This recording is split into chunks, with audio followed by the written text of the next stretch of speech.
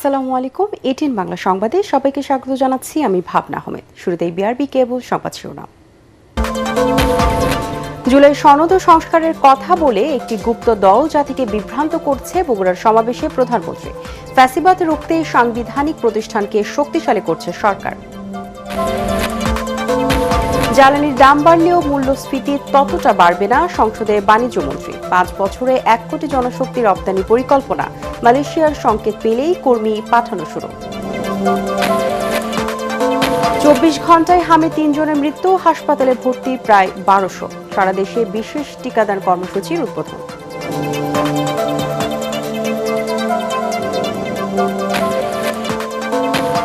কাল শুরু হচ্ছে এসএসসি ও সমমানের পরীক্ষা। প্রশ্ন ফাঁস, নকল রোধে থাকছে ডিজিটাল নজরদারি। খাতা মূল্যায়নে কোনো নির্দেশনা থাকবে না, শিক্ষামন্ত্রী।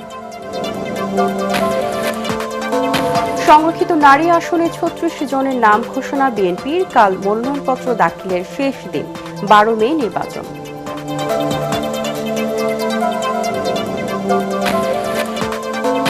এবং দ্বিতীয় দফা আলোচনায় অংশ নিতে পাকিস্তানের পথে মার্কিন প্রতিনিধি দল। যুক্তরাষ্ট্রের অবরোধ অব্যাহত থাকলে আলোচনায় বসবে না ইরান।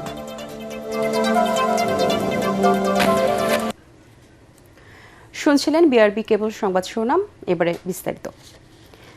বিএনপি সরকার জুলাই সনদ অক্ষরে অক্ষরে বাস্তবায়ন করবে বলে জানিয়েছেন প্রধানমন্ত্রী তারেক রহমান। বগুড়ায় আলতাফুন্নেসা খেলার মাঠে জেলা বিএনপির সমাবেশে তিনি এসব কথা বলেন। প্রধানমন্ত্রী বলেন, একটি গুপ্ত দল জুলাই সনদ নিয়ে জনগণকে বিভ্রান্ত করছে। গুপ্ত দলটির ষড়যন্ত্রে পা না দিতে জনগণের প্রতি আহ্বান জানান তারেক রহমান। বগুড়া থেকে আরো জানাচ্ছেন ইয়াসিন রানা। প্রধানমন্ত্রী হিসেবে এটি প্রথম সফর তারেক রহমানের। সাথে ছিলেন বগুড়ার বধূ ডাক্তার জুবাইদুর রহমান। এই সফরে বেশ কয়েকটি উন্নয়ন প্রকল্প সহ বিমানবন্দর আধুনিকায়ন, বগুড়া সিরাজগঞ্জ রেল লাইনের কাজ শুরুর বিষয়ে প্রতিশ্রুতি দেন প্রধানমন্ত্রী তারেক রহমান। বিকেলে আলতাফুন্নেসা খেলার মাঠে সমাবেশে যোগ দিয়ে বগুড়ার মানুষের প্রতি ধন্যবাদ জানান প্রধানমন্ত্রী। বলেন, বিগত ফ্যাসিস্ট সরকার বগুড়ার উন্নয়ন করেনি, মেগা প্রকল্পের নামে মেগা দুর্নীতি করেছে, সকল প্রতিষ্ঠান আওয়ামী লীগ ধ্বংস করেছে বলেও জানান প্রধানমন্ত্রী। যুগ সময় ধরে যখন মানুষের ভোটের অধিকার ছিল না, কথা বলার অধিকার ছিল না, আমরা দেখেছিলাম কিভাবে দেশে কথা বলেছিল উন্নয়নের, কিন্তু উন্নয়নের নাম করে, মেগা প্রজেক্টের নাম করে কিভাবে সেদিন মেগা দুর্নীতি করা হয়েছিল। বাংলাদেশ থেকে এই দেশের মানুষের লক্ষ লক্ষ কোটি কোটি টাকা কিভাবে বিদেশে পাচার হয়েছে, দেশের মানুষ দেখেছে সেটি। প্রিয় ভাই বোনেরা, বিগত ফেব্রুয়ারি 12 তারিখে এই দেশের মানুষ তাদের ভোটের অধিকারকে প্রয়োগ করেছে। যেই অধিকার কেড়ে নেওয়া হয়েছিল, ভোটের অধিকার প্রয়োগ করার মাধ্যমে বাংলাদেশের মানুষ রায় দিয়ে দিয়েছে যে দেশের মানুষ কাদেরকে দেশের দায়িত্ব আগামী 5 বছর দিতে চায়। জুলাই সনদ বিএনপি অক্ষরে অক্ষরে বাস্তবায়ন করবে জানিয়ে তিনি বলেন, একটি গুপ্ত দল জনগণকে বিভ্রান্ত করছে। যারা সংস্কারের কথা বেশি বলে তারা স্বাধীনতাই চায়নি বলে মন্তব্য করেন প্রধানমন্ত্রী তারেক রহমান। কিভাবে প্রশাসনকে ঠিক করতে হবে সেইটির কথা তারা বলে না, কিভাবে আইন শৃঙ্খলা ঠিক করতে হবে সেইটির কথা তারা বলে না। তারা শুধু সংবিধান এই বিষয়ে কথা বলে। প্রিয় ভাই বোনেরা, দেখেন তারা কিভাবে বিভ্রান্ত করছে। নির্বাচনের সময় আমি আপনাদের বলেছিলাম যে কিভাবে তারা বিভ্রান্ত করছে। এই গুপ্ত বিভ্রান্তকারীরা আবারও এখন এই বিভ্রান্তের কাজ শুরু করেছে তারা। এর আগে বগুড়ার গাবতলীতে বাগবাড়ি এলাকায় ফ্যামিলি কার্ড বিতরণ করেন প্রধানমন্ত্রী। তিনি বলেন, ফ্যাসিস্ট আওয়ামী লীগ লাখ লাখ কোটি টাকা পাচার করেছে। এই পাচার রোধ করতে পারলে ফ্যামিলি কার্ডের টাকার সমস্যা হবে না। আমরা চেষ্টা করব বিগত স্বৈরাচারের সময় যেই দুর্নীতি হয়েছে, দেশ থেকে লক্ষ কোটি টাকা পাচার হয়ে গিয়েছে, দেশ থেকে লক্ষ লক্ষ কোটি কোটি পাচার হয়ে গিয়েছে টাকা, অর্থ সম্পদ চুরি হয়েছে। আমরা এই দুর্নীতিটাকে রোধ করতে চাই, কারণ এটা জনগণের টাকা। যেই স্বৈরাচারকে 5ই আগস্ট এই বাংলাদেশের জনগণ বিদায় করে দিয়েছে। 5 তারিখে যেই সরকার আসলো, সেই সরকার প্রায় 1.5 বছর ক্ষমতা ছিল, তারাও বাচ্চাদের কথা চিন্তা করেনি, তারাও এই ওষুধটা আনেনি। ফলে মধ্যখান দিয়ে কি হলো, এই অসুখটা যখন শুরু হলো দুর্ভাগ্যজনকভাবে অনেকগুলো শিশু প্রাণ হারালো। আর যাতে শিশু প্রাণ না হারাতে পারে কোনো শিশু, সেই জন্য তাড়াতাড়ি আমরা বিদেশ থেকে এই ওষুধটা এনেছি। ওষুধটা এনে এখন 2 কোটি, সারা দেশে 2 কোটি বাচ্চাকে আমরা এই টিকাটা দিব, যাতে করে বাচ্চারা সুস্থ থাকে, যাতে করে এই অসুখ না হয়। মধ্যপ্রাচ্যের যুদ্ধের কারণে বেশি দামে তেল কিনতে হচ্ছে জানিয়ে সরকার ব্যয় সংকোচন নীতি অবলম্বন করছে বলে জানান প্রধানমন্ত্রী তারেক রহমান। বলেছিলাম আমরা 20 বছর পর আনন্দ উচ্ছ্বাসে ঘরের ছেলে প্রধানমন্ত্রী তারেক রহমানকে বরণ করল বগুড়াবাসী। প্রধানমন্ত্রীকে এক নজর দেখার জন্য ভিড় করেন হাজারো মানুষ। দীর্ঘদিন উন্নয়ন বঞ্চিত থাকলেও তারেক রহমানের হাতের ছোঁয়ায় বদলে যাবে বগুড়া, এমনটাই বিশ্বাস করেন সকলে। ইয়াসিন রানা, এটিএন বাংলা, শহীদ জিয়া ডিগ্রি কলেজ মাঠ, গাবতলী, বগুড়া। এর আগে বগুড়ায় বিভিন্ন উন্নয়ন কার্যক্রমের উদ্বোধন করেন প্রধানমন্ত্রী। বলেন, জনগণের অধিকার কেড়ে নিয়ে কোনো স্বৈরাচার আর যেন ফ্যাসিবাদ কায়েম করতে না পারে, সে লক্ষ্যে সরকার কাজ করছে। আইনের শাসন প্রতিষ্ঠার মাধ্যমে সরকার জনগণের ন্যায় বিচার পাওয়ার অধিকার নিশ্চিত করতে চায়। এটি করা গেলে সমাজ থেকে মব ভায়োলেন্স দূর হবে বলে মন্তব্য করেন তিনি। পরে বগুড়া সিটি কর্পোরেশনের উদ্বোধন করেন প্রধানমন্ত্রী। বিস্তারিত জানাচ্ছেন মইনুল হাসান। অসংখ্য নেতাকর্মী আর সাধারণ মানুষের উষ্ণ অভ্যর্থনা, ভালোবাসায় সিক্ত হয়ে সড়ক পথে ঢাকা থেকে রওনা হয়ে বগুড়া পৌঁছান প্রধানমন্ত্রী তারেক রহমান। স্ত্রী ডাক্তার জুবাইদা রহমানকে নিয়ে নিজ জেলা বগুড়ায় পৌঁছে প্রথমেই নবনির্মিত বহুতল ভবনের উদ্বোধন করেন প্রধানমন্ত্রী। টোটাল 23 লক্ষ টাকা এই কোর্ট বিলিং এর বিভিন্ন কাজের জন্য আজকে হস্তান্তর করা হচ্ছে। পরে জেলা ও দায়রা জজ আদালতে ইলেকট্রনিক জামিননামা বেল বন্ড সিস্টেম উদ্বোধন অনুষ্ঠানে যোগ দেন প্রধানমন্ত্রী। বিচারক ও আইনজীবীদের উদ্দেশ্যে বক্তব্য রাখতে গিয়ে তারেক রহমান বলেন, ফ্যাসিবাদের পতনের পর ত্রয়োদশ জাতীয় সংসদ নির্বাচনের মাধ্যমে জনগণ তার গণতান্ত্রিক অধিকার ফিরে পেয়েছে, তা অব্যাহত রাখতে হবে। আর কখনো যাতে কোনো স্বৈরাচার কিংবা তাবেদার জনগণের অধিকার কেড়ে নিয়ে দেশে ফ্যাসিবাদী শাসন প্রতিষ্ঠা করতে না পারে, সেটি নিশ্চিত করাই এখন সময়ের দাবি। এবং সেই লক্ষ্যেই বর্তমান সরকার দেশের প্রতিটি সাংবিধানিক প্রতিষ্ঠানকে শক্তিশালী করতে যথাযথভাবে পদক্ষেপ গ্রহণের চেষ্টা করছে। প্রধানমন্ত্রী বলেন, আওয়ামী লীগের শাসনামলে বিচার বিভাগকে ব্যবহার করে বিরোধী মত দমন ও জনগণের ন্যায় বিচার পাওয়ার অধিকার কেড়ে নেওয়া হয়েছিল। ফ্যাসিবাদী শাসনামলে আমরা দেখেছি আইনের দোহাই দিয়েই এমনকি রাতের বেলা আদালত বসিয়ে ভিন্ন দল এবং মতের শত শত মানুষকে শাস্তি দেওয়া হয়েছে। সেগুলো অবশ্যই ন্যায় বিচার ছিল না, বরং অবিচার চালানো হয়েছিল। তারেক রহমান বলেন, বিচার বিভাগের আধুনিকায়নের মাধ্যমে একদিকে বিচার প্রার্থীদের ভোগান্তি লাঘব, অন্যদিকে জনগণের ন্যায় বিচার পাওয়ার অধিকার নিশ্চিত করতে চায় সরকার। আপনারা এই প্রযুক্তিকে সাদরে গ্রহণ করে বিচার প্রার্থীদের দ্রুত সেবা নিশ্চিত করতে অগ্রণী ভূমিকা পালন করবেন। দিনব্যাপী ব্যস্ত কর্মসূচির অংশ হিসেবে পরে দেশের 13তম সিটি কর্পোরেশন হিসেবে বগুড়া সিটি কর্পোরেশনের ফলক উন্মোচন করেন প্রধানমন্ত্রী তারেক রহমান। সংক্ষিপ্ত বক্তব্যে প্রধানমন্ত্রী নিজ শহরকে পরিচ্ছন্ন রাখতে সবার প্রতি আহ্বান জানান। প্রশাসনটা করবে, কিন্তু নিজের ঘর তো নিজেকে পরিষ্কার রাখতে হবে, তাই নয় কে? দীর্ঘ 2 দশক পর পৈতৃক ভিটা বাগবাড়িতে যাওয়ার পথে হাজারো মানুষ রাস্তায় নেমে এসে ঘরের ছেলেকে বরণ করে নেন। সেখান থেকে জিয়াউর রহমান গ্রাম হাসপাতালে গিয়ে হাম রুবেলা টিকাদান ক্যাম্পেইন উদ্বোধন করেন প্রধানমন্ত্রী। পাশেই চৌকিরদহ খাল খনন কর্মসূচির সূচনা করে পরে প্রধানমন্ত্রী তার পৈতৃক ভিটায় কিছু সময় অবস্থান করেন। মইনুল হাসান, এটিএন বাংলা। জ্বালানি দাম বাড়লেও মূল্যস্ফীতি বৃদ্ধি পাবে না বলে সংসদকে আশ্বস্ত করেছেন বাণিজ্য মন্ত্রী খন্দকার আব্দুল মুক্তাদির। যুদ্ধের কারণে বিশ্বের অন্যান্য দেশের তুলনায় বাংলাদেশের মূল্যস্ফীতি সহনীয় বলেও দাবি করেন মন্ত্রী।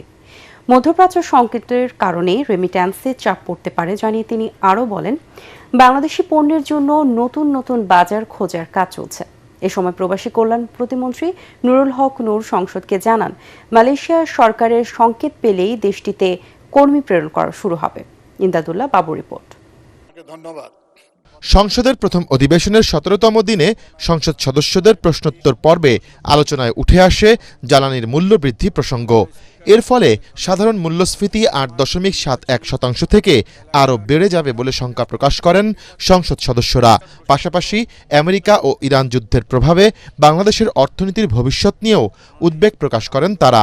বাংলাদেশের মূল্যস্ফীতি বহুদিন ধরেই ডাবল ডিজিটে ছিল, এখন সেটা ৯% কিছু উপরে, খাদ্যদ্রব্য বিশেষ করে। এই মূল্যস্ফীতি নিয়ন্ত্রণে আমাদের মাননীয় মন্ত্রী কোনো পদক্ষেপ নেবেন কিনা? জবাবে বাণিজ্য মন্ত্রী খন্দকার আব্দুল মুক্তাদির সংসদকে জানান, জ্বালানির মূল্যবৃদ্ধি মূল্যস্ফীতি বাড়ানোর মতো কোনো উপাদান নয়। মূল্যস্ফীতিটা সেইভাবে বৃদ্ধি পাবে না কেন, এটা একটু বোঝা দরকার। পৃথিবীতে জ্বালানি তেলের মূল্য যে অনুপাতে, যে রেশিওতে বৃদ্ধি পেয়েছে, তার তুলনায় বাংলাদেশের যে মূল্য বৃদ্ধি হয়েছে সেটা নিতান্তই মডেস্ট। এমনি শুনলে যেটা মনে হয় যে জ্বালানির মূল্য বৃদ্ধি পেয়েছে, কিন্তু আমরা যদি পরিবাহিত পণ্যের ইউনিটের ভিত্তিতে হিসাব করি তাহলে সেই বৃদ্ধিটা ওরকম মূল্যস্ফীতির জন্য ওইরকম মানে মূল্যস্ফীতির ঘটানোর মতো উদ্দীপক কিছু না, ওরকম কোনো এলিমেন্ট না। এ সময় মধ্যপ্রাচ্য সংকটের ফলে প্রবাসী কর্মীদের জন্য শ্রমবাজার সংকুচিত হওয়ায় রেমিটেন্সে প্রভাব পড়বে বলে উদ্বেগ প্রকাশ করেন সংসদ সদস্যরা। প্রবাসী কল্যাণ প্রতিমন্ত্রী নুরুল হক নূর জানান, সরকার মালয়েশিয়া, থাইল্যান্ড ও কম্বোডিয়ায় কর্মী প্রেরণ শুরু করবে। মালয়েশিয়ান কর্তৃপক্ষের সাথে একটি ইতিবাচক আলাপ আলোচনা হয়েছে এবং তারা আশ্বস্ত করেছেন যে খুব দ্রুতই বাংলাদেশিদের জন্য মালয়েশিয়া যাওয়ার পথটি খুলে দেবেন। আশা করি এটি খুব দ্রুতই একটা ফলাফল আমরা পাবো, কিন্তু ওইভাবে নির্দিষ্টভাবে তো দিন তারিখ, যেহেতু এটা তাদের উপরে নির্ভর করে। আমাদের এই দিক থেকে আমরা প্রস্তুত, আমাদের প্রশিক্ষণ, আমাদের লোকবল রেডি, আমাদের যে অন্যান্য কাজ সেগুলো আমাদের সম্পন্ন। এখন ওখান থেকে সিগন্যাল পেলেই আনুষ্ঠানিকভাবে আমাদের দেশ থেকে প্রবাসী কর্মী যাওয়া শুরু হবে। অধিবেশনে নিজ এলাকা নোয়াখালীতে বারবার প্রাণনাশের হুমকির অভিযোগ তুলেছেন বিরোধী দলীয় সংসদ সদস্য হান্নান মাসুদ। স্বরাষ্ট্রমন্ত্রী সালাউদ্দিন আহমদ এ বিষয়ে তাকে সংশ্লিষ্ট থানায় অভিযোগ দায়েরের পরামর্শ দেন। অস্ত্র হাতে আমাকে কোফাতে আসা হয়েছে, একজন সংসদ সদস্য হিসাবে আমি এই বিষয়টা এখানে উপস্থাপন করতে বাধ্য হচ্ছি। আমি কনসার্ন জানাচ্ছি, এবং আমার উপর যদি পরের বার আক্রমণ হয় সেটাকে ট্রেজারি বেঞ্চ থেকে দায়িত্ব নিবে কিনা। আমি আশ্বস্ত করতে চাই, শুধু মাননীয় সংসদ সদস্য যিনি উত্থাপন করেছেন তার বিষয়ে নয়, যে কোনো মাননীয় সংসদ সদস্য এই হাউজের যদি সেই রকম কোনো পরিস্থিতির শিকার হন, তাহলে যেন বিষয়টি স্বরাষ্ট্র মন্ত্রণালয়ের নজরে তাৎক্ষণিকভাবে আনেন অথবা নিকটস্থ থানায় সেই বিষয়ে অভিযোগ দাখিল করেন। আইন শৃঙ্খলা পরিস্থিতি নিয়ন্ত্রণে সরকার কঠোর বলেও সংসদকে জানান স্বরাষ্ট্রমন্ত্রী। ইমদাদুল্লাহ বাবু, ATN বাংলা, ঢাকা। ডিপো থেকে সময়মতো পর্যাপ্ত তেল সরবরাহ না করায় ভোগান্তি কমছে না গ্রাহকদের। তেলের দাম বাড়লেও রাজধানীর ফিলিং স্টেশনগুলোতে রয়েছে আগের মতোই যানবাহনের দীর্ঘ সারি। ফলে পেট্রোল পাম্প কেন্দ্রিক সড়কে সৃষ্টি হচ্ছে তীব্র যানজটের। তৌহিদুর রহমান, নিশানের রিপোর্ট। জ্বালানি তেলের দাম বৃদ্ধির পরও স্বাভাবিক হয়নি ডিপো থেকে তেল সরবরাহ।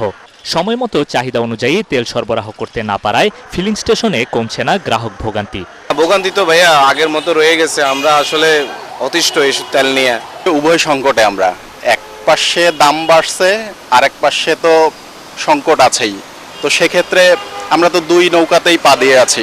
সরকার তেলের দাম বাড়াইছে, তো তেল অ্যাভেলেবল করুক, মানুষ তো টাকা দিয়ে তেল কিনছে। ভিআইপি এবং আইন শৃঙ্খলা বাহিনীর জন্য বিশেষ লাইনের ব্যবস্থা থাকলেও অ্যাম্বুলেন্সের মতো জরুরি সেবার গাড়িগুলো ফিরে যাচ্ছে তেল না পেয়ে। হাসপাতালের সামনে লাইনে দাঁড়াইছি, কিন্তু তেল পাচ্ছি না, কিন্তু আমার জটিল রোগীগুলা আনা নেওয়া খুব কষ্টকর হয়ে যাচ্ছে। পাম্প কর্তৃপক্ষ বলছে, জ্বালানির মূল্য বৃদ্ধির পরও কমেনি চালকদের অতিরিক্ত তেল নেয়ার প্রবণতা। দাম বাড়ছে শুধু এটুকু, কিন্তু চাহিদার কোনো পরিবর্তন হয় না। কম সরবরাহের কারণে এরকম হচ্ছে, বন্ধ থাকার কারণে এরকম আমাদের এখানে চাপ বাড়তেছে।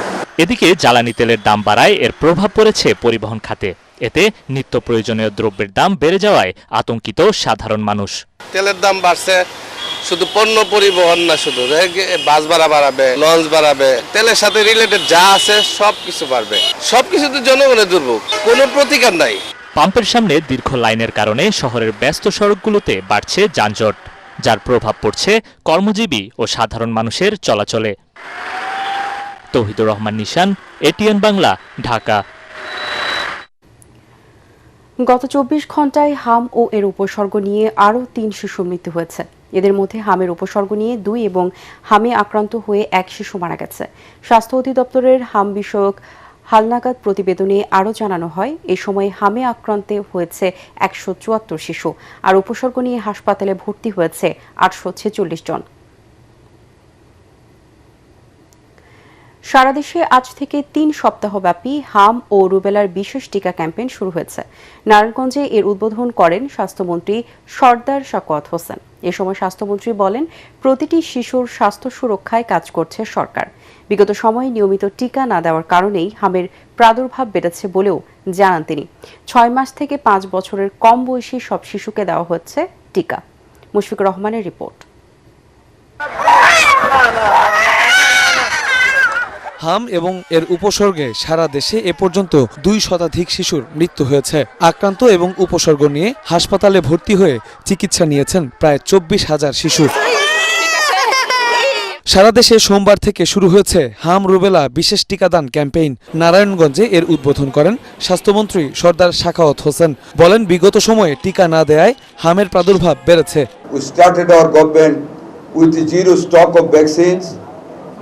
The previous government, they were supposed to start the vaccination every 4 years. After 2020 December, there was no vaccination program in the country. That's why there is a big group has remained unvaccinated. And for that situation, we have to now face the measles attack among our children. সাভারে 291টি অস্থায়ী ক্যাম্পে হামের টিকা পাবে 2,03,012 জন শিশু। School পর্যায়ে অর্থাৎ pre school, যেটা 5 বছরের নিচে, প্রি স্কুল পর্যায়ে রয়েছে 16,500 শিশু। 6 মাস থেকে অন্যান্য ইউনিয়ন পর্যায়ে রয়েছে 1,86,000-এর বেশি শিশু। দেশব্যাপী হামের প্রাদুর্ভাব বাড়ার পর থেকে অভিভাবকদের মধ্যে যে আতঙ্ক বিরাজ করছিল, সেটাই কিছুটা স্বস্তি মিলেছে হাম রুবেলা বিশেষ টিকাদান ক্যাম্পেইন শুরুর মাধ্যমে। 6 থেকে 59 সপ্তাহের শিশুদের নিয়ে তাই অন্যান্য যে কোনো সময়ের চাইতে বেশি আগ্রহ এবং গুরুত্বের সাথে টিকাদান কেন্দ্রে আসছেন অভিভাবকরা।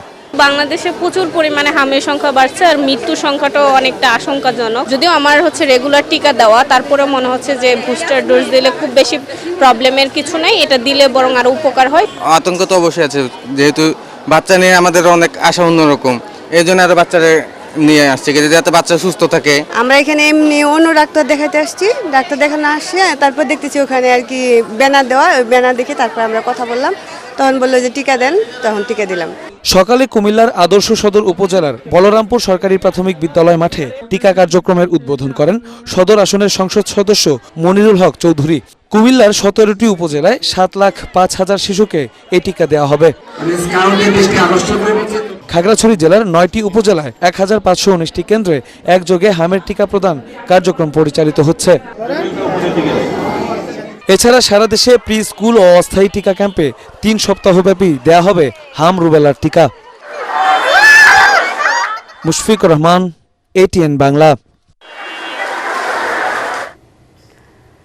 কাল থেকে শুরু হচ্ছে এসএসসি ও সমমানের পরীক্ষা। এবার পরীক্ষার্থী 18.5 লাখের বেশি। পরীক্ষা নির্বিঘ্ন করতে সব ধরনের ব্যবস্থা নেওয়ার কথা জানালেন শিক্ষামন্ত্রী আনম এহসানুল হক মিলন। প্রশ্ন ফাঁস ও নকল বন্ধে থাকবে স্যাটেলাইট নজরদারি। তিনি জানান, এবার খাতা মূল্যায়নে নম্বর কম বেশি দেওয়ার কোনো নির্দেশনা নেই। সচিবালয় ব্রিফিংয়ে এসব কথা বলেন শিক্ষামন্ত্রী। রিপোর্টে জানাচ্ছেন মাহবুব কবির চপল।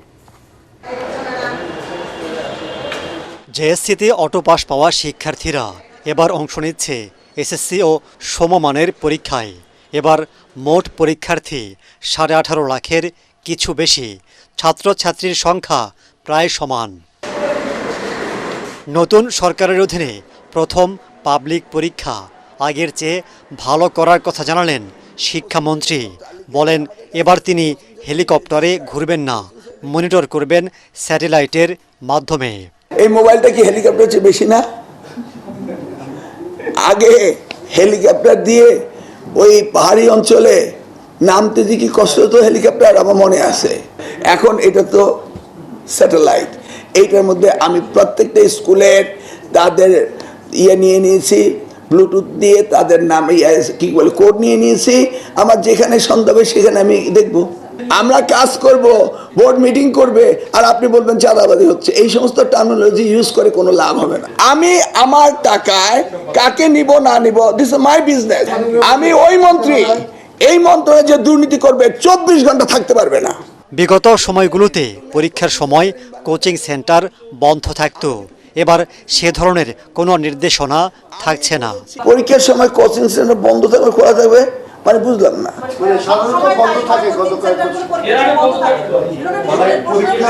আমরা তো কোচিং সেন্টার রিকগনাইজই করি না। Try to understand, coaching centre হচ্ছে আমাদের শিক্ষার দুর্বলতা। আমি ছাত্রছাত্রী পড়াই না, তাই কোচিংয়ে যায়, আমি সেটা অ্যাড্রেস করেছি। তিনি জানান, পরীক্ষা শেষ হবার 2 মাসের মধ্যে ফলাফল দেয়া হবে। পাশের হার কমাতে বা বাড়াতে কোনো মেকানিজম থাকবে না সরকারের। আমরা এমন কোনো ইনস্ট্রাকশন দেইনি, এবং খাতা যেইভাবে লিবারেল ওয়েতে দেখতে হবে সেটাই তারা দেখবে। একটি প্রশ্নের উত্তর যদি 10টি লাইন থাকে, 9টি যদি ঠিক হয়, ওই যেইভাবে পার্সিয়ালি নাম্বার দেওয়া সেই সঠিকভাবেই দিতে হবে। এইখানে অন্য কোনো ব্যবস্থা নেওয়া হয়নি, এবং এক্সামিনার বাড়ানো হচ্ছে যাতে খাতাগুলো সুন্দরভাবে দেখেন। পরীক্ষার সময় বিদ্যুৎ বিভ্রাট সমাধানে জ্বালানি মন্ত্রণালয়কে চিঠি দেওয়ার কথা জানান শিক্ষামন্ত্রী। বলেন, পরবর্তীতে এসএসসি সহ সব পরীক্ষা ডিসেম্বরের মধ্যে নেয়ার পরিকল্পনা চলছে। ডিসেম্বর পত্রে পরীক্ষা হতে হবে, loud and clear. Mahbub Kabir, Chapal, ATN Bangla, Dhaka. ত্রয়োদশ জাতীয় সংসদের সংরক্ষিত নারী আসনে সংসদ সদস্য পদে 36 জনকে দল থেকে চূড়ান্ত মনোনয়ন দিয়েছে বিএনপি। এর মধ্যে নতুন মুখ 28 আর পুরাতন 8। সাংস্কৃতিক অঙ্গনের অনেক সেলিব্রিটি প্রার্থী আলোচনায় থাকলেও শেষ পর্যন্ত মাঠের ত্যাগী কর্মীদেরই মূল্যায়ন করল বিএনপি জোট। সংরক্ষিত আসনে প্রার্থীদের নির্বাচন কমিশনের মনোনয়নপত্র জমা দেওয়ার শেষ দিন আগামীকাল, আর ভোট হবে 12 মে। মিজান শাহজাহানের রিপোর্ট। মাননীয় স্পিকার, কাদম্বরী মরিয়া প্রমাণ করিল যে কাদম্বরী মরে নাই। জাতীয় সংসদে 50টি সংরক্ষিত আসনের 36টি বিএনপি জোটের। জামায়াত এনসিপি জোট 13 ও স্বতন্ত্র জোট পাবে 1টি আসন। বিএনপি থেকে মনোনয়ন পেতে ফর্ম নেন 13 শতাধিক নারী প্রার্থী। তাদের মধ্যে ফর্ম জমা দেন 9 শতাধিক মনোনয়ন প্রত্যাশী। 17 ও 18 এপ্রিল গুলশানে বিএনপি চেয়ারম্যানের দলীয় কার্যালয়ে মনোনয়ন বোর্ডের মুখোমুখি হন তারা। শওকতরা আক্তার। সোমবার সকালে নয়াপল্টনে বিএনপির দলীয় কার্যালয়ে মনোনয়ন বোর্ডের সিদ্ধান্ত তুলে ধরেন সিনিয়র যুগ্ম মহাসচিব রুহুল কবির রিজভী। গণপ্রজাতন্ত্রী বাংলাদেশ সরকারের প্রধানমন্ত্রীর সভাপতিত্বে অনুষ্ঠিত মনোনয়ন বোর্ড সর্বসাকুল্যে 36 জনকে মনোনীত করেছেন। মনোনয়ন প্রত্যাশীদের মধ্যে যেমন দলের পরীক্ষিত নেত্রীরা ছিলেন, একই সাথে ছিলেন দলের একনিষ্ঠ সমর্থক, কণ্ঠশিল্পী, অভিনেত্রী সহ বড় ও ছোট পর্দার তারকারাও। কিন্তু দলীয় মনোনয়নে দেখা যাচ্ছে নবীন প্রবীণের সমন্বয়ে বৈচিত্র্য এনেছে ক্ষমতাসীন দলটি। বিএনপি জোটের 36 প্রার্থীর মধ্যে আছেন দলের স্থায়ী কমিটির সদস্য, সাবেক সংস্কৃতি প্রতিমন্ত্রী বেগম সেলিমা রহমান। সর্বকনিষ্ঠ প্রার্থী হিসাবে স্থান পেয়েছেন ছাত্র দলের কেন্দ্রীয় যুগ্ম সাধারণ সম্পাদক ও ঢাকা বিশ্ববিদ্যালয়ের আইন বিভাগের প্রাক্তন শিক্ষার্থী মানসুরা আক্তার। বিএনপির টিকেটে 28 জন নারী প্রথমবারের মতো সংসদ সদস্য হতে যাচ্ছেন। তারা হলেন শিরিন সুলতানা, ফরিদা ইয়াসমিন, শাকিলা ফারজানা, নিপুণ রায় চৌধুরী, জেবা আমিন খান, মাহমুদা হাবিবা, সাবিরা সুলতানা, সানসিলা জেবরিন প্রিয়াঙ্কা, সানজিদা ইসলাম তুলি, ফাহমিদা হক, আন্না মিঞ্জো, সুবর্ণা শিকদার, শামীম আরা বেগম স্বপ্না, শাম্মী আক্তার, ফেরদৌসী আহমেদ, বিথিকা বিনতে হুসাইন, সুরাইয়া জেরিন, মানসুরা আক্তার, জহরত আদিব চৌধুরী, মমতাজ আলম, ফাহিমা নাসরিন, সানজিদা ইয়াসমিন, নাদিয়া পাঠান পাপন, শওকত আরা আক্তার, মাধবী মার্মা, সেলিনা সুলতানা, রেজেকা সুলতানা ও আরিফা সুলতানা রুমা। সৎ, যোগ্য এবং দক্ষ এবং সংসদে যাওয়ার মতো তাদের অবস্থান আছে। তালিকায় বাকি 8 জন এর আগেও সংসদ সদস্য ছিলেন। তারা হলেন বেগম সেলিমা রহমান, রেহানা আক্তার রানু, রাশেদা বেগম হীরা, বিলকিস ইসলাম, নীলুপার চৌধুরী মণি, সুলতানা আহমেদ, নেওয়াজ হালিমা আল্লি ও হেলেন জেরিন খান। বর্তমান প্রধানমন্ত্রীর হাতকে শক্তিশালী করবার জন্য আমিও আমার বাকি জীবনটা উৎসর্গ করে দিতে চাই। ত্রয়োদশ জাতীয় সংসদ নির্বাচনে অংশ নিয়ে পরাজিত হয়েছেন এমন 3 জনও সংরক্ষিত কোঠায় সংসদ সদস্য হতে যাচ্ছেন। তারা হলেন ঢাকা 14 আসনের সানজিদা ইসলাম তুলি, যশোর 2 আসনের সাবিরা সুলতানা ও শেরপুর 1 আসনের সানসিলা জেবরিন প্রিয়াঙ্কা। বৈচিত্র্য আনা বিএনপির মনোনয়ন তালিকায় আছেন 4 সংখ্যালঘু নারী। তারা হলেন নিপুণ রায় চৌধুরী, সুবর্ণা শিকদার, মাধবী মার্মা ও আন্না মিঞ্জো। মিজান শাহজাহান, এটিএন বাংলা, ঢাকা। এবার Dutch Bangla bank powered by Rocket, co sponsor Rocket pay, Bangladesh New Zealand series প্রসঙ্গ। দ্বিতীয় ওয়ানডেতে নিউজিল্যান্ডকে 6 উইকেটে হারিয়ে 3 ম্যাচের সিরিজে 1-1 সমতা আনল বাংলাদেশ। মিরপুর শেরেবাংলা স্টেডিয়ামে টসে জিতে ব্যাটিং করে নাহিদ রানার ফাইফাতে 198 রানে অল আউট হয় নিউজিল্যান্ড। জবাবে তানজিদ হাসান তামিম ও নাজমুল হোসেন শান্তর 50-তে 4 উইকেটে 199 রান তুলে জয় পায় বাংলাদেশ। 32 রানে 5 উইকেট নিয়ে ম্যাচ সেরা হয়েছেন নাহিদ রানা। পরাগানমানের রিপোর্ট।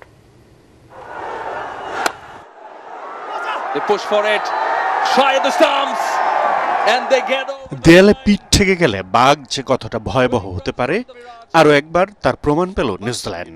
সিরিজ টিকিয়ে রাখার ডু অর ডাই ম্যাচে 87 বল হাতে রেখেই কিউইদের হারিয়ে 1-1 সমতা আনল বাংলাদেশ।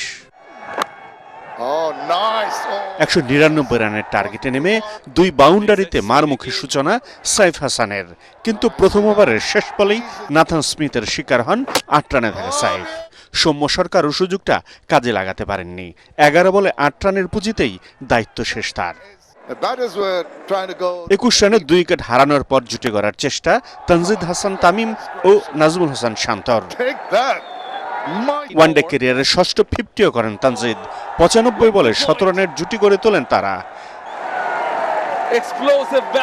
শান্তর সঙ্গে 120 রানের জুটি গড়ে 76 রানের পুঁজিতে সাজ করে ফেরেন তানজিদ। ওয়ানডে ক্যারিয়ারের 100তম ম্যাচে 11 বলে 7 রানেই শেষ টি20 ক্যাপ্টেন লিটন দাস। এরই মাঝে 13 ইনিংস পর 50 পেয়ে যান নাজমুল হোসেন শান্ত। 50-র পরে রিটায়ার্ড হার্ট হয়ে মাঠ ছাড়েন তিনি। তাওহিদ হৃদয়কে নিয়ে জয়ের আনুষ্ঠানিকতা শেষ করেন অধিনায়ক মেহেদী হাসান মিরাজ। এর আগে টসে জিতে ব্যাটিংয়ে নেমে বৈশাখের খরতাপের পাশাপাশি নাহিদ রানার আগুনে বুলেংয়ের উত্তাপেও পড়ে নিউজিল্যান্ড। 28 রানে 2 উইকেট হারিয়ে ব্যাকফুটে কিউইরা। চতুর্থ উইকেটে নিক ক্যালি এবং মোহাম্মদ আব্বাসের 66 বলে 55 রানের জুটি গড়ার চেষ্টাও থামিয়ে দেন নাহিদ রানা। সতীর্থদের ব্যর্থতার মাঝেও হেসেছিল নিক ক্যালির ব্যাট। ক্যারিয়ারের প্রথম 50 তুলে নেয়া ক্যালিকে বিদায় করেন শরীফুল। প্যাভিলিয়নে ফেরার আগে তিনি 120 বলে করেন 83 রান। বাকি সময়টা নাহিদ রানার গল্প। জেডেন লেনক্সকে বোল্ড করে ক্যারিয়ারে দ্বিতীয়বারের মতো 5 উইকেট শিকার করেন এই তরুণ পেসার। পরে তাসকিন আহমেদ উইকেট শিকারে নামলে 198 রানে অল আউট হয় নিউজিল্যান্ড। পরাগানমান, এটিএন বাংলা। এবার ইরান আমেরিকা যুদ্ধ প্রসঙ্গ। যুক্তরাষ্ট্র ও ইরানের মধ্যে দ্বিতীয় দফার সম্ভাব্য আলোচনাকে সামনে রেখে প্রস্তুতি শুরু করেছে পাকিস্তান। এর মধ্যে যুক্তরাষ্ট্রের ভাইস প্রেসিডেন্ট জেডি ভ্যান্সের নেতৃত্বে ইসলামাবাদের উদ্দেশ্যে রওনা দিয়েছেন প্রতিনিধি দল। তবে যুক্তরাষ্ট্রের নৌ অবরোধ অব্যাহত থাকলে দ্বিতীয় দফা আলোচনার বিষয়ে তেহরানের কোনো পরিকল্পনা নেই বলে সাফ জানিয়েছেন দেশটির পররাষ্ট্র মন্ত্রণালয়ের মুখপাত্র ইসমাইল বাঘাই। এদিকে নিজেদের জাহাজ জব্দের প্রতিবাদে ওমান উপসাগরে মার্কিন সামরিক জাহাজ লক্ষ্য করে ড্রোন হামলা চালিয়েছেন ইরান। বিস্তারিত জানাচ্ছেন আশিকুর রহমান। যুক্তরাষ্ট্র ও ইরানের মধ্যে দ্বিতীয় দফা সম্ভাব্য আলোচনাকে ঘিরে কূটনৈতিক প্রস্তুতি জোরদার করেছে পাকিস্তান। রাজধানী ইসলামাবাদ জুড়ে নেওয়া হয়েছে কঠোর নিরাপত্তা ব্যবস্থা। লকডাউন জারি করে রেড জোন সহ গুরুত্বপূর্ণ কয়েকটি এলাকায় সড়ক চলাচল বন্ধ রাখা হয়েছে। এরই মধ্যে আলোচনায় অংশ নিতে ইসলামাবাদের উদ্দেশ্যে রওনা হয়েছেন যুক্তরাষ্ট্রের প্রতিনিধি দল। হোয়াইট হাউস জানিয়েছে, এই প্রতিনিধি দলের নেতৃত্ব দেবেন যুক্তরাষ্ট্রের ভাইস প্রেসিডেন্ট জেডি ভ্যান্স। প্রতিনিধি দলে প্রেসিডেন্ট ডোনাল্ড ট্রাম্পের সাবেক উপদেষ্টা স্টিভ উইটকফ ও জ্যারেড কুশনারও থাকছেন। তারা আগের দফার আলোচনাতেও অংশ নিয়েছিলেন। অন্যদিকে যুক্তরাষ্ট্রের অবরোধ বহাল থাকা অবস্থায় আলোচনায় বসার কোনো পরিকল্পনা নেই বলে সাফ জানিয়ে দিয়েছে ইরান। দেশটির পররাষ্ট্র মন্ত্রণালয়ের মুখপাত্র ইসমাইল বাঘাই বলেছেন, যুক্তরাষ্ট্র ও ইসরায়েল নতুন করে আগ্রাসন শুরু করলে তেহরানও কঠোর জবাব দেবে। এদিকে ওমান উপসাগরে উত্তেজনা আরও বেড়েছে। ইরানি পতাকাবাহী একটি কন্টেইনার জাহাজ জব্দের প্রতিবাদে একই এলাকায় মার্কিন সামরিক জাহাজকে লক্ষ্য করে ড্রোন হামলা চালিয়েছে ইরান। তবে এ ঘটনায় এখন পর্যন্ত কোনো ক্ষয়ক্ষতির খবর পাওয়া যায়নি। এর আগে আলোচনায় না বসলে ইরানের বিরুদ্ধে ভয়াবহ সামরিক পদক্ষেপ নেয়ার হুঁশিয়ারি দিয়েছেন মার্কিন প্রেসিডেন্ট ডোনাল্ড ট্রাম্প। সামাজিক যোগাযোগ মাধ্যমে দেওয়া এক পোস্টে তিনি বলেন, প্রস্তাব গ্রহণ না করলে ইরানের বিদ্যুৎ কেন্দ্র, সেতুসহ গুরুত্বপূর্ণ স্থাপনাগুলো গুঁড়িয়ে দেওয়া হবে। আশিকুর রহমান, এটিএন বাংলা। রাষ্ট্রপক্ষের আপিল নিষ্পত্তি না হওয়া পর্যন্ত সুপ্রিম কোর্ট সচিবালয়ে রহিতকরণ আইন চ্যালেঞ্জ করে করা রিটের শুনানি মুলতবি রেখেছেন হাইকোর্ট। রিটকারীদের আইনজীবী ও রাষ্ট্রপক্ষের শুনানি নিয়ে আদালত আপিল নিষ্পত্তি হওয়া পর্যন্ত অপেক্ষার কথা জানান বিচারপতি আহমেদ সোহেল ও বিচারপতি ফাতেমা আনোয়ারের দ্বৈত বেঞ্চ। শুনানিতে অ্যাটর্নি জেনারেল আদালতকে জানান তিনি মাসের মধ্যে সুপ্রিম কোর্টের জন্য আলাদা সচিবালয় প্রতিষ্ঠা সংক্রান্ত হাইকোর্ট রায়ের বিরুদ্ধে আপিল করবে রাষ্ট্রপক্ষ। গত 7 এপ্রিল সুপ্রিম কোর্টের ওয়েবসাইটে 185 পৃষ্ঠার পূর্ণাঙ্গ রায় প্রকাশিত হয়। 9 এপ্রিল জাতীয় সংসদে পাশ হয় সুপ্রিম সচিবালয় রহিতকরণ বিল। ওই আইনের বৈধতা চ্যালেঞ্জ করে রোববার 7 জন আইনজীবী হাইকোর্টে রিট করেন। রিটে জাতীয় সংসদের সিদ্ধান্ত চ্যালেঞ্জের পাশাপাশি সচিবালয়ের কার্যক্রম চলমান রাখতে স্থিতাবস্থা বজায় রাখার নির্দেশনা চাওয়া হয়। বাংলাদেশের সুপ্রিম কোর্ট এই আইনটা সাংবিধানিক হয়েছে কি হয় নাই এটি এক্সামিন করে দেখার রিভিউ বলে, জুডিশিয়াল রিভিউয়ে এই এখতিয়ার আছে। এটি অতীতে বাংলাদেশে বহুবার হয়েছে। বিচার বিভাগ সংবিধানের গার্জিয়ান হিসেবে এটা সাংবিধানিক হয়েছে কি হয় নাই এটা এক্সামিন করার সাংবিধানিক দায়িত্ব আছে। প্রত্যাশা করেছেন যে ইন দ্য মিন টাইম সরকার যেন তড়িঘড়ি করে সুপ্রিম কোর্টের প্রতি সম্মান জানিয়ে এখানকার বিচার বিভাগীয় সচিবালয়ের সংক্রান্ত যে সমস্ত সেটআপ আছে এটাকে ট্রান্সফার না করে ফেলে। অপতথ্যের বিষয়ে সচেতন থেকে সংবাদ প্রকাশে সাংবাদিকদের প্রকৃত তথ্যের উপর গুরুত্বারোপের আহ্বান জানিয়েছেন তথ্য প্রতিমন্ত্রী ইয়াসের খান চৌধুরী। দুপুরে সচিবালয়ে Bangladesh secretariat reporters forum BSRF আয়োজিত BSRF সংলাপে অংশ নিয়ে এই আহ্বান জানান তিনি। এ সময় প্রশ্নের জবাবে তিনি বলেন, ভয় নিয়ে নয়, গণমাধ্যম স্বাধীনভাবে কাজ করবে সে ব্যাপারে বর্তমান সরকারের কোনো দ্বিমত নেই। গণমাধ্যম কর্মীদের জীবন মান উন্নয়নে আসছে বাজেটে বরাদ্দ রাখার ব্যাপারেও তথ্য মন্ত্রণালয়ের উদ্যোগ থাকবে বলে এ সময় জানান তথ্য প্রতিমন্ত্রী। হজকে মধ্যবিত্তদের নাগালে আনতে সামনের বছর থেকে বিমান ভাড়া আরও কমানো হবে বলে জানিয়েছেন বেসামরিক বিমান পরিবহন ও পর্যটন প্রতিমন্ত্রী M রশিদুজ্জামান মিল্লাত।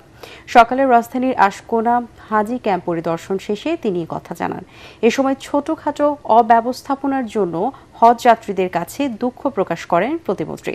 পরে হযরত শাহজালাল আন্তর্জাতিক বিমানবন্দরে এয়ার ট্রাফিক ম্যানেজমেন্ট সেন্টার উদ্বোধন করেন বেসামরিক বিমান পরিবহন ও পর্যটন মন্ত্রী আফরোজা খানম। তরিক ইসলামের রিপোর্ট। হজযাত্রার তৃতীয় দিনে সকালে রাজধানীর আশকোনা হজ ক্যাম্প পরিদর্শনে আসেন বেসামরিক বিমান পরিবহন ও পর্যটন প্রতিমন্ত্রী। এ সময় হজ ক্যাম্পের নানান অব্যবস্থাপনার কথা তুলে ধরেন হজযাত্রীরা। তাদের অভিযোগ শুনে দ্রুত ব্যবস্থা নেন প্রতিমন্ত্রী। ভবিষ্যতে হজের বিমান ভাড়া আরও কমানো হবে বলেও জানান তিনি। আমাদের দেশ তো সম্পূর্ণ ভঙ্গুর একটা অবস্থা ছিল, কোনো ক্লিননেস ছিল না, কোনো দিকে কারো ভ্রুক্ষেপ ছিল না। 4-5 দিনের মধ্যে তারা রাস্তা ঠিক করেছে এবং মশার জন্য ওষুধ দিচ্ছে, তারপরেও মশা আছে। এই হজ ক্যাম্পে অব্যবস্থাপনাগুলি যেটা আছে আমরা এবার দেখলাম এবং কিছুটা সারার চেষ্টা করলাম। আগামীবার সম্পূর্ণরূপে সারার আশ্বাস আমরা দিতে পারি। আগে 1,67,000 টাকা দেওয়া লাগতো আপনার হজের বিমানের ভাড়া, এটা আমরা 1,54,000 টাকা আমরা দিচ্ছি এবার। এটা আমাদের সরকার এসে এই দামটা কমিয়েছে এই 2 বছরের মধ্যে। পরে হযরত শাহজালাল আন্তর্জাতিক বিমানবন্দরে এয়ার ট্রাফিক ম্যানেজমেন্ট সেন্টার ATMCর উদ্বোধন করেন বিমান পরিবহন ও পর্যটন মন্ত্রী। এর মাধ্যমে আকাশপথ পরিচালনায় নতুন যুগের সূচনা হলো বলেও জানান তিনি। will significantly enhance our capability to monitor and manage our airspace. We want to make Hazrat Shahjalal International Airport a global aviation hub.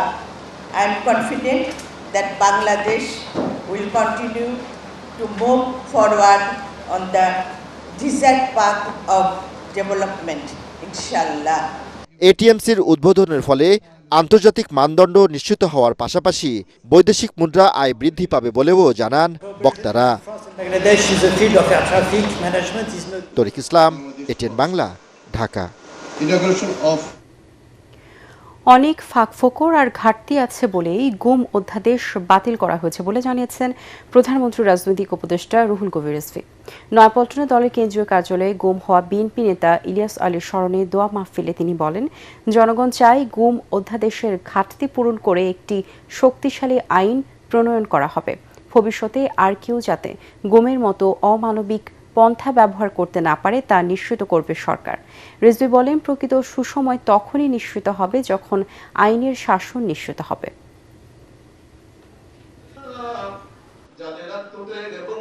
অধ্যাদেশ বাতিল হয়েছে, কিন্তু নিশ্চয়ই এই গুম অধ্যাদেশের মধ্যে অনেক ফাঁকফোকর আছে, অনেক ল্যাপসেস আছে, ঘাটতি আছে। এটা পূরণ করে একটা গুমের একটা আইন করা হবে, যাতে এমন গুমের আইন হয়, যেহেতু এখন পার্লামেন্ট আছে, একটা পার্লামেন্টে অ্যাক্ট করতে হবে, যাতে ভবিষ্যতে কোন সরকার আসলেও এই নিষ্ঠুর পন্থা, এই অমানবিক পন্থা অবলম্বন করে তার বিরোধী প্রতিপক্ষকে পৃথিবী থেকে, দুনিয়া থেকে অদৃশ্য করার কোনো সুযোগ না পায়। রাজধানীর কাফরুলে গার্মেন্টস ব্যবসায়ীর অফিসে ঢুকে গুলি করে কোটি টাকা চাঁদা দাবির ঘটনার মূল হোতা রানাসহ 4 জনকে গ্রেপ্তার করেছে র্যাব। সংবাদ সম্মেলনে র্যাব জানায়, সংঘবদ্ধ এই চক্রের সাথে জড়িত চিহ্নিত সন্ত্রাসীদের গ্রেপ্তারে অভিযান চলছে। Monir Hossain Topu report. AKM apparels garments কারখানার মালিক কামরুল ইসলামের অফিস রুমে শনিবার সন্ধ্যায় 10 থেকে 12 জন সন্ত্রাসী প্রবেশ করে। প্রথমে ভুক্তভোগীর কানের নিচে 1 রাউন্ড গুলি করে অফিসের লকার ভেঙে 3 দিনের মধ্যে 1 কোটি টাকা চাঁদা চায় সন্ত্রাসীরা। টিটু ভাইরে চিনো কিনা? আমি বলছি যে আসলে টিটু ভাইকে আমি চিনি না। তো এরপরে ওরা 1 রাউন্ড গুলি করছে যে টিটু ভাইরে চিনোস না, ব্যবসা করস। পরে ফাঁকা আরও 1 রাউন্ড গুলি করে সিসি ক্যামেরার ডিভাইস নিয়ে সটকে পড়ে চক্রটি। এই ঘটনার ছায়া তদন্তে নেমে 24 ঘন্টার মধ্যে মিরপুরে অভিযান চালিয়ে 4 চাঁদাবাজকে গ্রেফতার করে র্যাব 4। যাদেরকে গ্রেফতার করেছি এরা মোটামুটি এই ছোটখাটো চাঁদাবাজি, ছিনতাই এদের সাথে জড়িত এবং তাদের রাজনৈতিক পরিচয় আমরা আরো যাচাই বাছাই করতেছি। এটা আমরা সংশ্লিষ্ট থানায় হ্যান্ডওভার করব। থানা আরো যাচাই বাছাই করে আইনগত ব্যবস্থা নেবে পরবর্তী। আসামিদের বিরুদ্ধে রাজধানীর বিভিন্ন থানায় মাদক, চাঁদাবাজি সহ একাধিক মামলা রয়েছে। র্যাব জানায়, সন্ত্রাসীরা জামিনে বের হয়ে একই অপরাধে জড়াচ্ছে। মনির হোসেন তপু, এটিএন বাংলা, ঢাকা। অফিস শেষে বাসায় ফেরার পথে ছুরিকাঘাতে গুরুতর আহত হয়েছেন জাতীয় ক্যান্সার হাসপাতালের উপপরিচালক ডক্টর আহমেদ হোসেন। রাজধানী পুরাতন ব্র্যাক বিশ্ববিদ্যালয় ক্যাম্পাসের পেছনের একটি গলিতে এই হামলার ঘটনা ঘটে। অজ্ঞাতনামা হামলাকারীরা পেছন থেকে তার উপর অতর্কিত হামলা চালায়। এ সময় তারা তার ডান হাত ও পিঠে ছুরিকাঘাত করে দ্রুত ঘটনাস্থল ত্যাগ করে। গুরুতর আহত অবস্থায় তাকে জাতীয় ক্যান্সার হাসপাতালে ভর্তি করা হয়। বর্তমানে তিনি সেখানেই চিকিৎসাধীন রয়েছেন।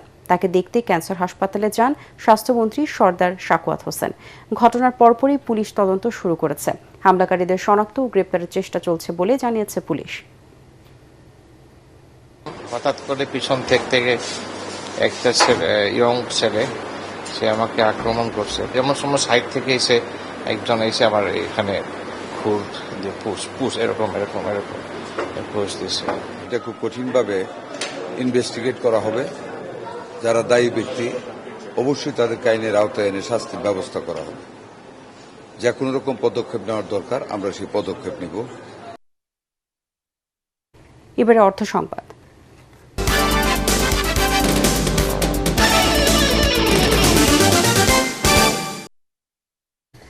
লাভজনক হওয়ায় জয়পুরহাটে দিন দিন বাড়ছে কলা চাষ। কৃষি বিভাগ জানায়, এবার জেলায় প্রায় 700 হেক্টর জমিতে এর চাষ হয়েছে। কলা কেনাবেচাকে কেন্দ্র করে জেলা সদর থেকে কয়েক কিলোমিটার দূরে দুর্গাদহ বাজারে জনপ্রিয় হয়ে উঠেছে প্রতিদিনের কলার হাট। এই অঞ্চলের কলার গুণগত মান ভালো হওয়ায় রাজধানী সহ দেশের বিভিন্ন জেলায় সরবরাহ হচ্ছে। সংশ্লিষ্টরা জানান, প্রতিদিন ৩ থেকে ৪ কোটি টাকার কলা কেনাবেচা হয় এই হাটে। তবে রাস্তার পাশে হাট বসায় জায়গা সংকটের কারণে যানজটের চরম দুর্ভোগ পোহাচ্ছেন ক্রেতা, বিক্রেতা ও স্থানীয়রা। দ্রুত হাটের জায়গা সম্প্রসারণের দাবি জানিয়েছেন তারা। এবারে আন্তর্জাতিক সংবাদ।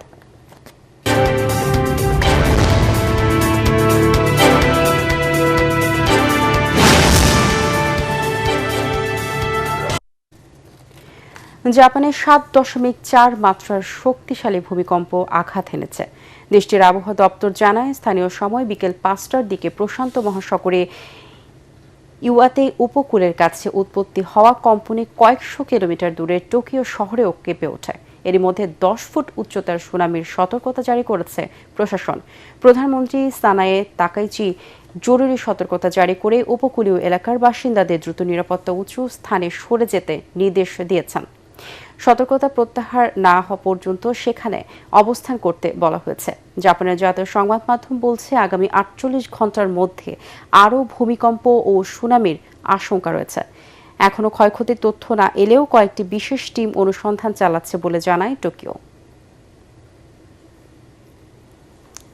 এবারে থাকছে খেলার খবর।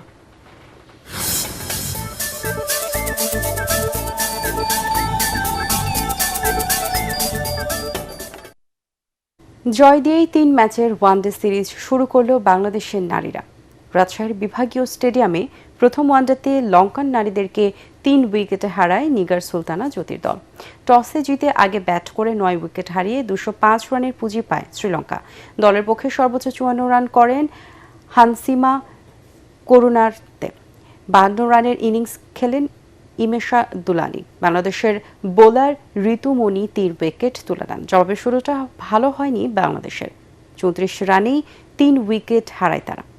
শেষ পর্যন্ত ম্যাচ সেরা শারমিন আক্তারের ৮৬ রানের ৯ বল হাতে রেখে ৭ উইকেটে ২০৭ রান তুলে জয় পায় টাইগ্রেসরা। বুধবার দ্বিতীয় ম্যাচে মুখোমুখি হবে দুই দল।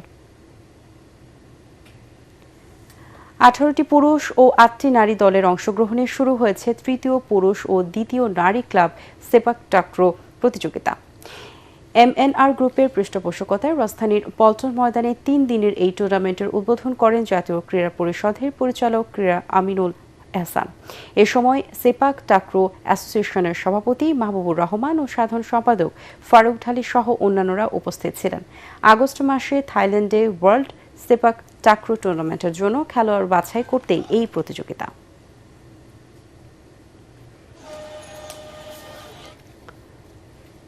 শেষ করার আগে বিআরবি কেবল সংবাদ শিরোনামগুলো জানিয়ে দিব আরও একবার। জুলাই সনদ ও সংস্কারের কথা বলে একটি গুপ্ত দল জাতিকে বিভ্রান্ত করছে, বগুড়ার সমাবেশে প্রধানমন্ত্রী। ফ্যাসিবাদ রুখতে সাংবিধানিক প্রতিষ্ঠানকে শক্তিশালী করছে সরকার। জ্বালানির দাম বাড়লেও মূল্যস্ফীতি ততটা বাড়বে না, সংসদে বাণিজ্য মন্ত্রী। ৫ বছরে ১ কোটি জনশক্তি রপ্তানি পরিকল্পনা। মালয়েশিয়ার সংকেত পেলেই কর্মী পাঠানো শুরু। ২৪ ঘন্টায় হামিদ ৩ জনের মৃত্যু, হাসপাতালে ভর্তি প্রায় ১২০০। সারা দেশে বিশেষ টিকাদান কর্মসূচির উদ্বোধন।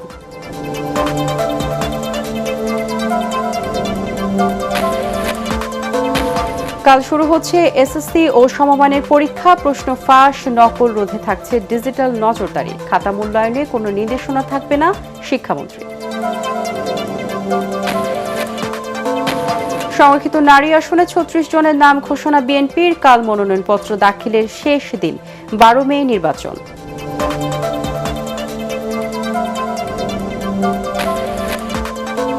এবং দ্বিতীয় দফা আলোচনায় অংশ নিতে পাকিস্তানের পথে মার্কিন প্রতিনিধি দল। যুক্তরাষ্ট্রের অবরোধ অব্যাহত থাকলে আলোচনায় বসবে না ইরান।